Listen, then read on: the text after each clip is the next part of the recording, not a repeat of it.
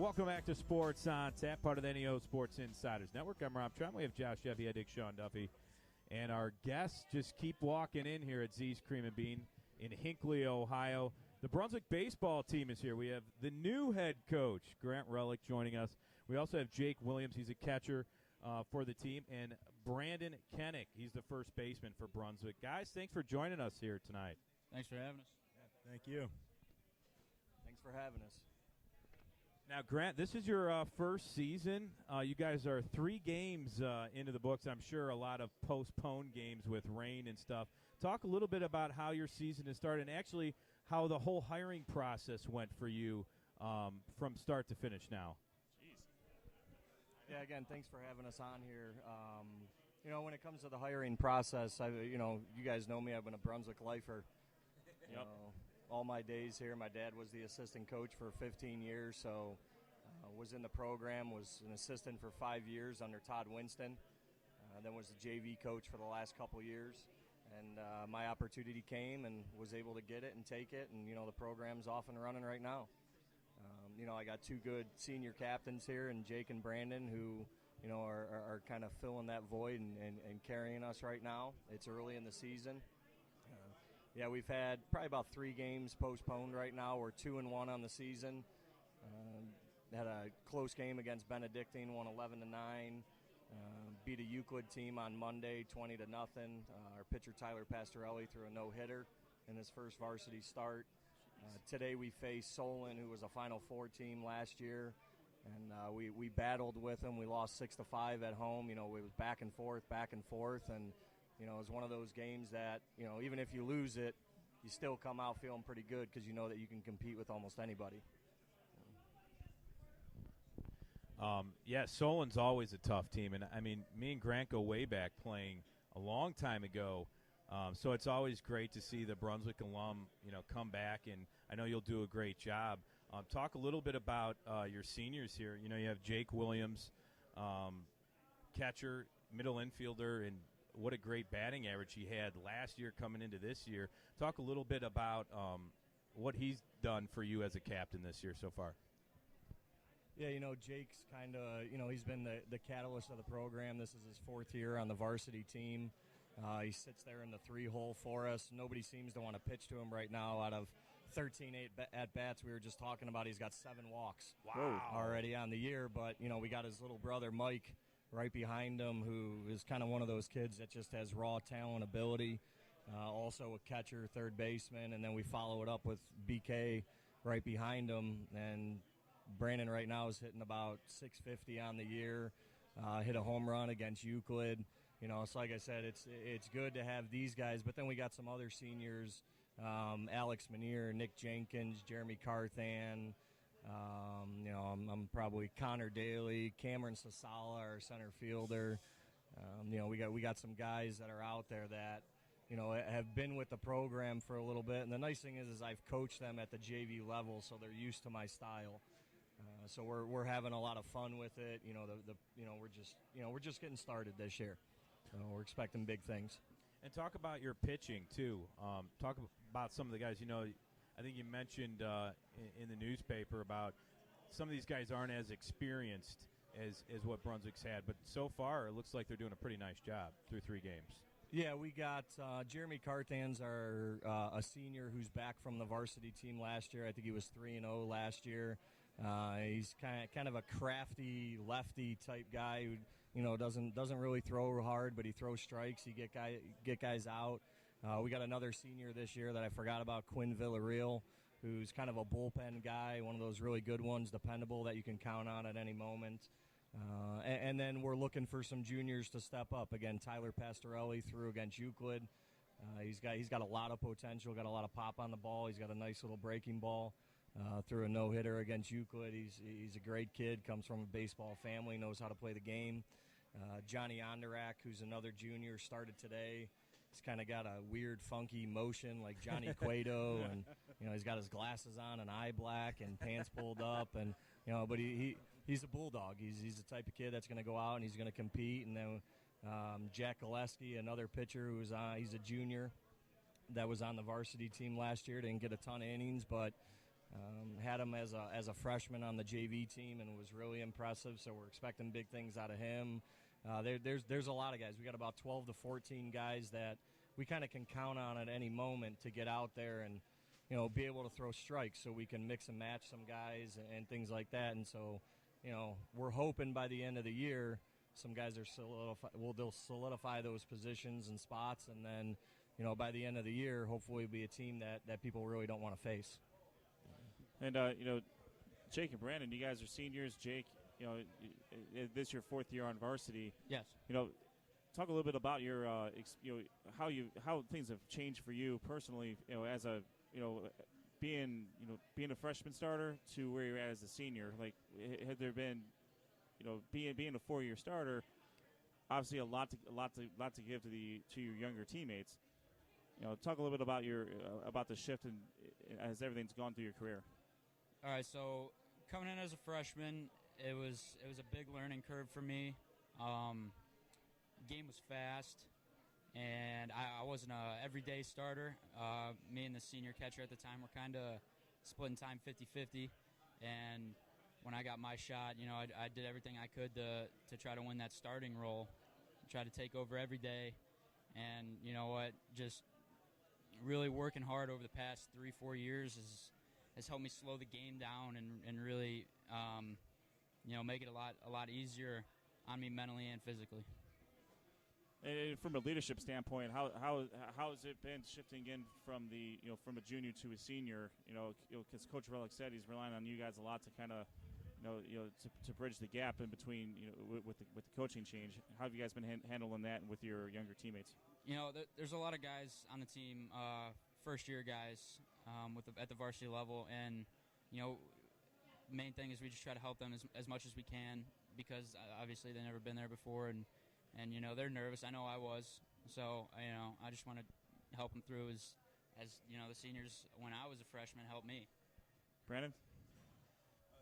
We have a really young lineup right now. I think there's only 3 senior starters right now, so there's a lot of kids who the varsity level, it's new to them. So just getting them in there, being cool with them, relaxing, they're all tensed up. You could tell, their first couple of games, get the butterflies out. Yeah. But after that, it should be smooth sailing with everyone. We gel as a group pretty well. I mean, everybody likes each other. It's a great team. Yeah, and Brandon, you have a .650 batting average right now, so what's not to like with that right now? Oh, I know.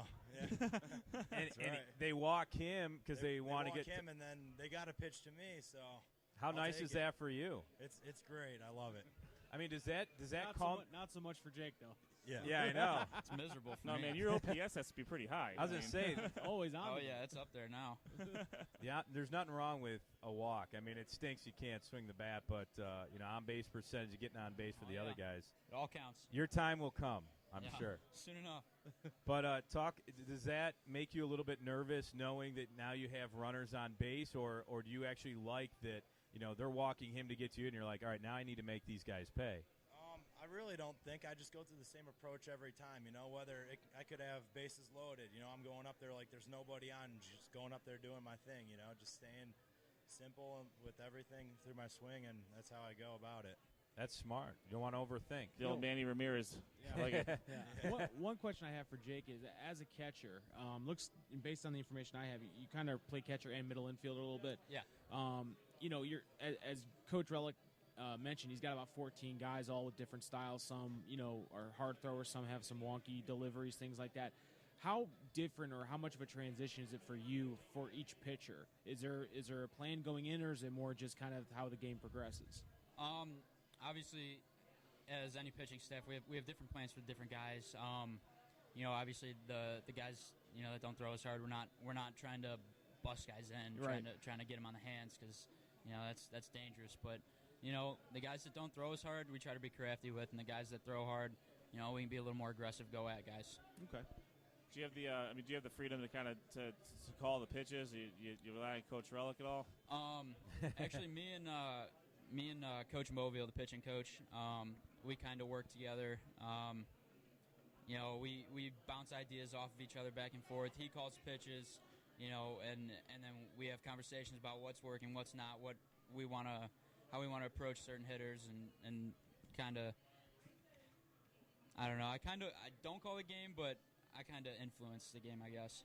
Gotcha. And Brandon being such a big target. I mean, I see these professional first basemen. I mean, they can literally scoop everything. Like, I mean, you're pretty good at digging things out, or today I had one where I kind of bobbled it, so I went out there before the game and I was practicing working on it, but I try my best to get out there and get in front of it. We have a lip at our field sometimes. It hits off it, the classic Brunswick field, but yes, we actually made improvements to it. It looks a lot better this year, but I go out there and I try and throw my body in front of it as much as I can from time to time. But I rely on the infield to get the throws, have good throws most of the time. So right. So looking ahead to the season, you gotta ask yourself, what is the game you guys are circling on the schedule? What's the one game you guys are one or a couple games that you're always looking forward to because you want to either get them back for beating you last year or you played them close or there's two games that it's always with Brunswick, Strongsville and Medina. Those are our two biggest games. Strongsville, they got a real good pitching staff this year. A lot of arms coming out of Strongsville. So, I'm excited to see what they got. And Medina, it's always a fun game to play Medina. Yeah, definitely both of those teams. We played against the kids forever. Some of them are on our travel teams right now, so you kind of know each other from time to time. But it's always nice being those teams, and having a good game against them. It's a lot of fun. Coach, I actually have a question. As far as the pitchers go, and I'm not as familiar with high school baseball as I should be, but is there a mandated pitch count for each pitcher? Or is that something that you kind of have to play with on a game-by-game basis?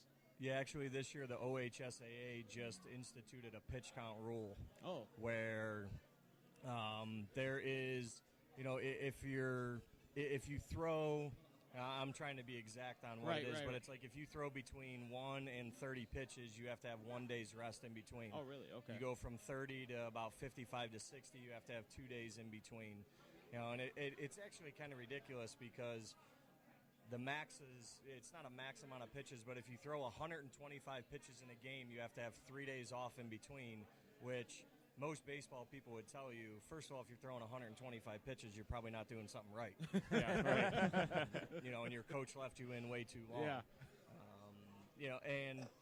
Most coaches won't let their kids past a certain point, and if they do, you're probably going to give them 4 to 5 days off in between. And I did an interview with Todd Stump, and we were talking about it and how really this new pitch count rule is going to impact the smaller schools. Right. When they only have maybe 3, 4, 5 pitchers, right. Whereas at Brunswick we got 12 to 14 guys that we can throw out there. And it's really to kind of there was a school talking about how they had a kid throw 7 innings and get a win, and then the next day in a tournament he came back and pitched 2 innings and got a save. Wow. And so, that they're trying to just limit the wear and tear on these kids' arms. So it's something that's good that's in place. And you got a lot of coaches kind of thinking about, okay, I got to use these guys. You got to cross them off. Okay, he can't pitch for 2 days. Just trying to take it easy, especially early on in the year. Now, Grant, talk about, you've been with the program for a while now, but this is the first year that you're the head of the program. Talk about the differences and adjustments that you've had to make, if any, and as far as reestablishing a culture or continuing the culture that has been built.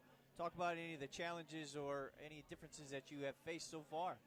Yeah, when it comes to a culture standpoint, I go back to the days that Raguse and I over here, Robbie T, used to play, and I always go back to there was a coach from another school that said, "Man, when you guys walked off the bus, we knew we were in trouble."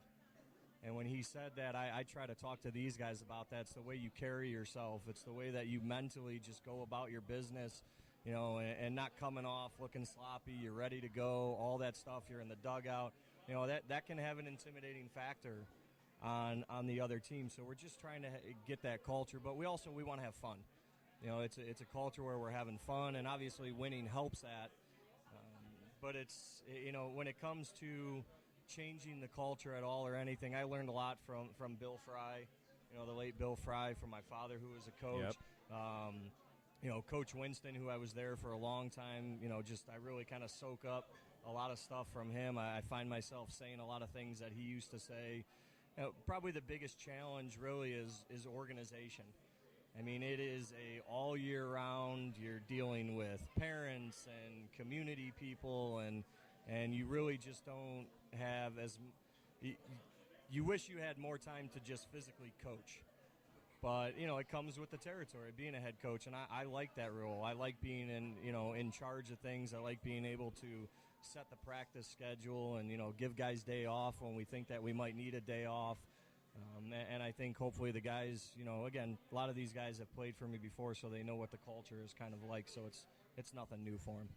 Yeah, I think I remember when we got off the bus and went on the field, and our practice, if it wasn't crisp, I mean, you saw the other teams looking like, oh, this is going to be easy. But if we were crisp every time, didn't make mistakes, we're crisp with the throws, with fielding, everything. I mean, you saw guys look like, oh, man, these guys – I'm still trying to figure out how someone seeing Rob get off the bus would make them think twice. I mean, dude, I was huge. Oh, okay. Robbie was the man. I mean, you won't find too many smoother shortstops out there than Magoo's. Especially with his highlighted bleach blonde hair. That's right. That I did. But he kept frosted tips. But he Back in the 90s, guys, No. everyone had these things called frosted tips. Yeah. Correction. Not Rob everybody. it through the cap, didn't we? Rob had his we entire did head. something. I don't know what it was, though. You had your entire head bleach blonde, and you kept your sideburns dark. You know what, that was, and there was a reason. there was a reason before for you guys that, were though. born. My mom was actually, and Yeah. I think my dad was at the game Don't too. But blame Cindy. I did not want them to know that I bleached my hair, so they couldn't tell that I actually did it until after the game, and that was in Columbus. We did that. I don't know if you did that. We I feel like probably it was dyed a joke.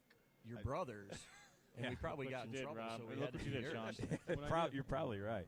But no, she didn't know till after the game, and I think she almost fainted. But that was a lot of fun. Yeah, we had a lot of fun back in the days, and like I said, when I remember I was coaching a JV game a couple years ago, and it was Coach McMillan from Medina, who was the head coach when we were there, and when he came over and said that to me about, and they were always so good, and he said, man, he goes, we just as a coaching staff kind of knew, man, this game is going to be tough. Yeah. I always remember that compliment that he gave, and that's what I try to talk to these guys about. Absolutely. The way you carry yourselves has a big impact in baseball. And you got to have fun and enjoy the game, but at some point you got to be serious too. We didn't talk about your coaching staff at all. Tell us a little bit about your coaching staff. We were talking about how pitches, you let the catcher maybe call some pitches, but you also have your pitching coach and some other coaches on the staff. Yeah, I was fortunate enough when Coach Spots left after last year I retained quite a bit of his staff. Andrew Zenchek, who's a varsity assistant, played for me a couple years ago, went on to Heidelberg, was a 4-year player there. Great middle infield guy. He's kind of one of those two that keeps the guys loose and jokes around a little bit with the guys, but he really understands the game. Coach Moville, probably not going to find too many better pitching coaches in the area from the great Moville family.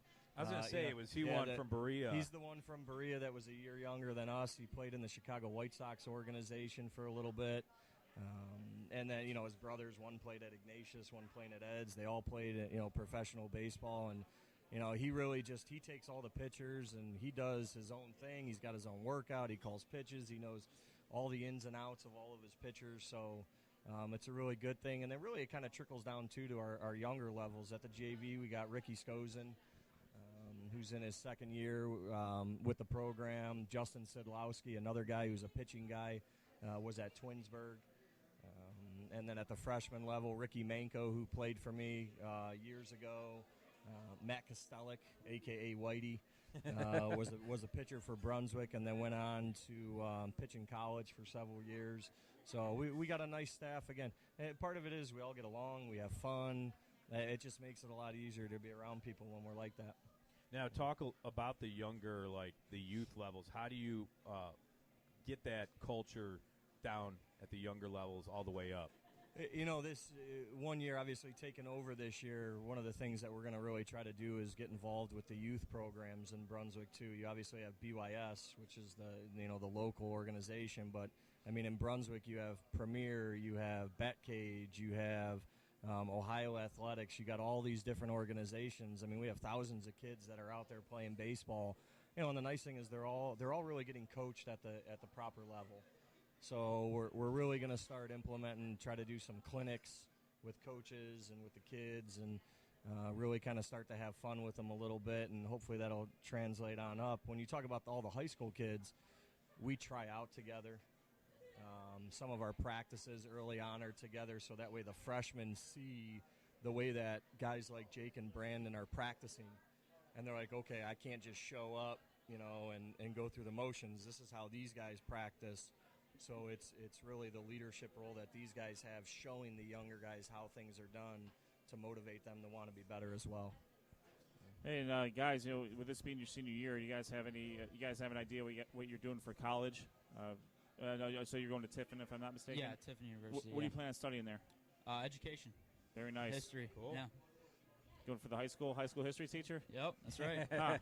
Sounds familiar. Coach Relic over here. Yeah. Very nice. Probably Very nice. shadowing his classroom sometime. Nice. Yeah. Brandon, what do you got going on?